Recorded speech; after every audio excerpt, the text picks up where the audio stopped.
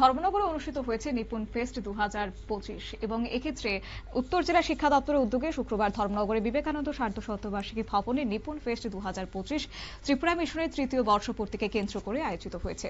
জেলা স্তরের এই উৎসবের মূল উদ্দেশ্য ছিল রাজ্যের প্রাথমিক শিক্ষার মান উন্নয়ন এবং গ্রেড 3 স্তরের শিক্ষার্থীদের ভিত্তিগত শিক্ষা প্রদান করা। অনুষ্ঠানের শুভ উদ্বোধন করেছেন রাজ্যের বাণিজ্য ও শিল্প দপ্তরের মন্ত্রী শান্তরা চাকমা। কি বললেন তিনি, শুনুন।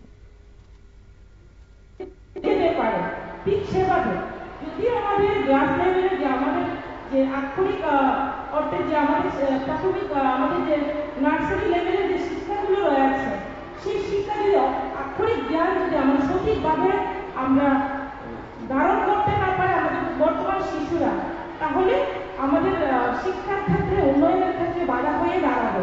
তার জন্য আমাদের যে আক্ষরিক যে আমাদের শিক্ষা যে আক্ষরিক আমাদের যে জ্ঞান লাভ হয় সেটাকে সঠিকভাবে আমাদের সঠিক শিক্ষা লাভ করা, সঠিক শিক্ষা দান করা, তার মাধ্যমে যদি আমরা ছেলে মেয়েদেরকে শিশুদেরকে সঠিক শিক্ষা দান করতে পারি উচ্চারণ থেকে শুরু করে, তাহলে গিয়ে তারা যখনই বড় হবে তখনই গিয়ে আমাদের জন্য শিক্ষা ক্ষেত্রে হোক, আমাদের তার পাশাপাশি আমাদের ডাক্তারি লাইনে হোক, বিভিন্ন ক্ষেত্রে যারা দেশকে এবং রাজ্যকে সমাজকে নেতৃত্ব দেবে, তখনই কিন্তু আমরা আরো আমাদের দেশ এগিয়ে যেতে পারবে।